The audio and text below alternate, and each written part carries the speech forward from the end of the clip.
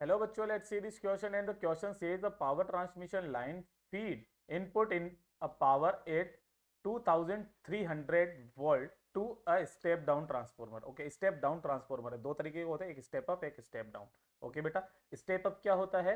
जो छोटी वोल्टेज को बड़े में कन्वर्ट कर देता है, और स्टेप डाउन जो ज्यादा वोल्टेज को कम में कर देता है. ठीक है.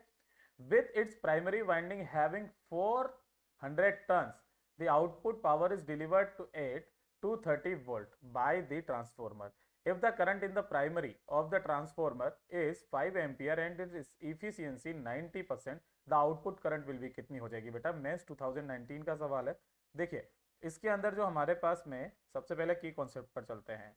ठीक है. तो जो की कॉन्सेप्ट है, की कॉन्सेप्ट, तो आप डायग्राम बना लीजिए. की कॉन्सेप्ट के अंदर जो हमारे पास में डायग्राम होता है, देखिए क्या होता है. सबसे पहले मैं कलर चेंज कर लेता हूँ.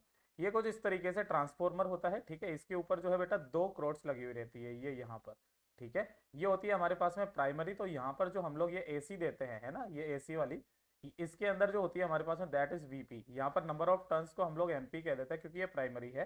ठीक है. एनपी वीपी, और इसके अंदर जो करंट जाती है दैट इज आईपी, है ना, उसको हमने आईपी बोल दिया. अब इसके अलावा ये हमारी प्राइमरी कॉइल हो गई. सेकेंडरी कॉइल के लिए एसएसएस यूज में ले लेते हैं, तो चलिए उसको यूज में ले लेते हैं. ये सेकेंडरी कॉइल ये कुछ इस तरीके से, जहां पर ये लोड लगा हुआ रहता है हमारे पास में, दैट इज आरवी. ठीक है. और यहाँ पर इसके अंदर नंबर ऑफ टर्न्स हो जाएंगे एनएस. इसके अंदर जो वोल्टेज हो जाएगा दैट इज वीएस, और इसके अंदर जो करंट आएगा दैट इज आईएस. ठीक है.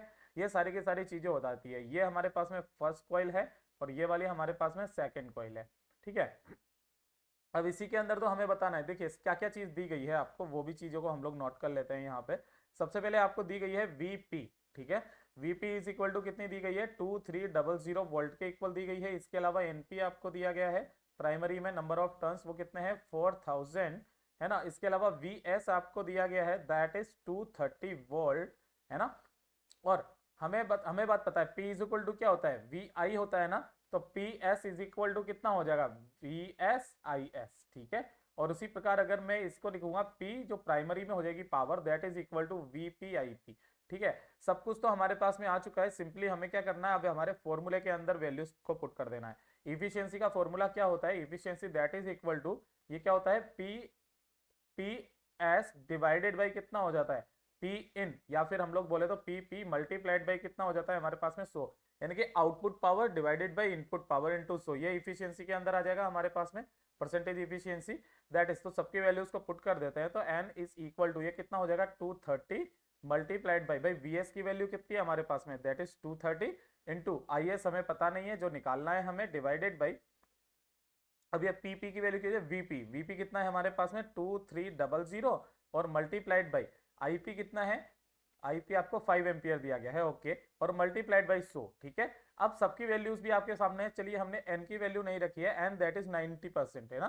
तो 90% यहाँ पर मैं मिटा करके इसको 90% कर देता हूँ डायरेक्टली. ठीक. तो केवल और केवल हमें कैलकुलेशन करना रह जाएगा. यहाँ पर ये 90. तो ध्यान से देखिएगा आई की वैल्यू, यहाँ 100 से ये दो बिंदियां कट गई. यहाँ से इसने 10 बार इसको मार दिया, और 10 से ये वाला ये 2 बार कट जाएगा. तो ये 2 से ये वाला कट जाएगा कितनी बार? 45 time. Means I S that is equal to 45 ampere. कितना आ जाएगा? 45 एम्पियर आ जाएगा. दो हमारा जो आंसर है ए एकदम करेक्ट आंसर हो जाएगा. चलिए बेटा इसको हाईलाइट के दे रहे हैं हम लोग, ए इज अवर करेक्ट आंसर. देखिए बेटा, I hope you understood it well. All the very best.